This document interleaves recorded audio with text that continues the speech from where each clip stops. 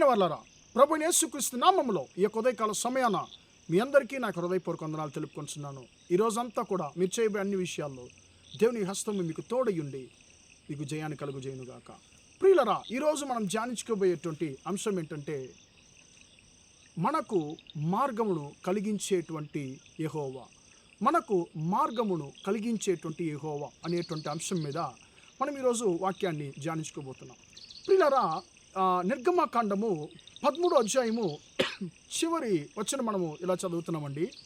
ఆయన పగటివేళ మేఘస్తంభమునైనను రాత్రివేళ అగ్నిస్తంభమునైనను ప్రజల ఎదుట నుండి తొలగించలేదు అనేటువంటి మాటను మనం ఇక్కడ చదువుతున్నామండి.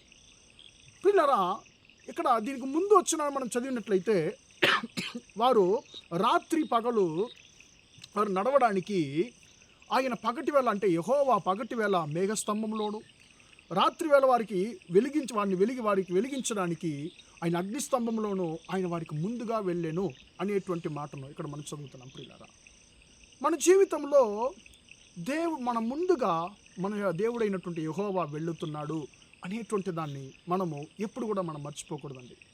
ప్రియులారా, ఇప్పుడు ఇశ్రాయేలు దాదాపు 430 సంవత్సరాలు ఐగుప్తు దేశంలో బానిసలుగా ఉన్నారు. వారిని దేవుడు తన యొక్క బలమైన హస్తము చేత విడిపిస్తున్నాడు. వారు 40 సంవత్సరాలు ఒక అరణ్య ప్రయాణాన్ని వారు ఇప్పుడు మొదలుపెట్టున్నారండి. వారికైతే తెలియదు, వారు వెళ్ళేటువంటి ఆ మార్గంలో 40 సంవత్సరాలు వారు ఎలాంటి సమస్యలు ఎదుర్కోబోతున్నారు, ఎలాంటి మార్గం ద్వారా వారు వెళ్ళబోతున్నారు, ఎన్ని యుద్ధాలు వారు ఎదుర్కోబోతున్నారు, ఏది కూడా వారికి తెలియదు.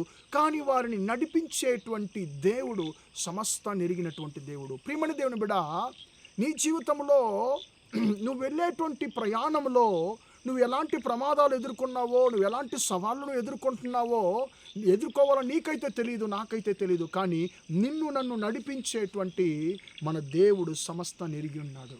ప్రియులారా, ఇశ్రాయేలీయులు ఇప్పుడు వారికి ముందుగా దేవుడు యెహోవా పగటివేళ మేఘస్తంభముగాను రాత్రంతా వారికి వెలుగు చూపించడానికి అగ్నిస్తంభంగాను వారికి ముందు వెళుతున్నాడు. ఎందుకు ఈ మేఘస్తంభము, ఎందుకు ఈ అగ్నిస్తంభం అని చెప్పి ప్రజలకు అస్సలు అర్థం కాలేదండి. కానీ వారు ఎప్పుడు తెలుసుకున్నారంటే, దేవుడు వారి యొక్క సమస్యల నుంచి వారిని ఎలాగని విడిపించాడో అది చూసి దేవుడు ఇది నా మేలు కొరకే అని చెప్పి చేస్తున్నాడని చెప్పి వారు గుర్తించారు. ప్రియులారా, వారు తమ ప్రయాణాన్ని ఐగుప్తు దేశం నుంచి మొదలుపెట్టిన కొన్ని రోజుల్లోనే 2 విధాలైనటువంటి పెద్ద ప్రమాదాలని వారు ఎదుర్కొంటున్నారండి. వారు ముందుకు సాగుతున్నారు, కానీ వారు ముందు సాగనివ్వకుండా వారి ప్రయాణాన్ని ఎర్ర సముద్రం అనేటువంటి ఆటంకం అడ్డుపరుస్తుంది. ముందుకు సాగితే మునిగిపోయి చనిపోతారు. కానీ ఏం చేయాలని చెప్పి ఆలోచిస్తున్నారు. ముందుండేటువంటి సమస్యను ఆలోచిస్తున్నప్పుడే వెనక ఇంకొక కొత్త సమస్య వారిని వెంటాడుతుంది. ఇప్పుడు వారు ముందుకు చూస్తున్నారు, వెనక్కు చూస్తున్నారు. ముందుకు వెళ్ళలేరు, వెళితే అక్కడ ఒక సమస్య ఉంది, మనల్ని ముంచివేస్తుంది. వెనక్కి పారిపోలేము, ఎందుకంటే ఫరో రాజు శత్రు సైన్యం వెంటాడుతుంది, చంపేస్తుంది. ఇప్పుడు ఏం చెయ్యాలో అసలు అర్థం కాలేదు. వారికి ఉన్నటువంటి ఒకే ఒక మార్గం ఏంటంటే యెహోవాకు మొరపెట్టడం. మరి యెహోవాకు మొరపెట్టారు. ఏం చేశాడా యెహోవా? ప్రియుల వారి యొక్క మొరను విన్నాడు.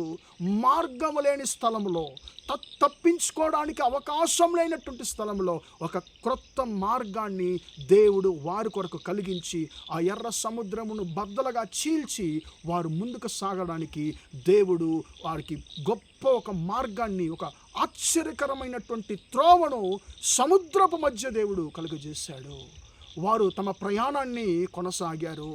40 సంవత్సరాలు ఎన్నో ప్రమాదాలు ఎదుర్కొన్నా కూడా అద్భుతకరమైనటువంటి క్రియల ద్వారా వారిని దేవుడు కనానికి క్షేమంగా చేర్చాడు. ప్రియమైన దేవుని బిడ్డ, ఈరోజు ఉదయకాల సమయము నేను ఎక్కువగా ప్రేమించేటువంటి ఒక సహోదరుడు ఆయన ఒక మాట అన్నాడు నాతో మాట్లాడుతున్నప్పుడు, మా బ్రదర్, నాకు ముందైతే ఎర్ర సముద్రం లాంటి సమస్యలు, వెనక చూస్తే ఫరో రాజు లాంటి సమస్యలు నన్ను వెంటాడుతున్నాయి. అసలు నేను 2 మధ్యలో నేను చిక్కుకున్నాను బ్రదర్, ఏం చేయాలో అసలు అర్థం కావట్లేదని చెప్పి బాధపడ్డాడు. ప్రియులారా, ఒకవేళ అలాగే మీరు బాధపడుతున్నారేమో, నాకు ముందుగా ఎర్ర సముద్రం లాంటి సమస్య, వెనక ఫరో రాజు సైన్యం లాంటి సమస్య, నేనేం చేయాలని చెప్పి బాధపడుతున్నావు. నువ్వేం చేయనక్కర్లేదు. నువ్వు యెహోవాకు మొరపెట్టు.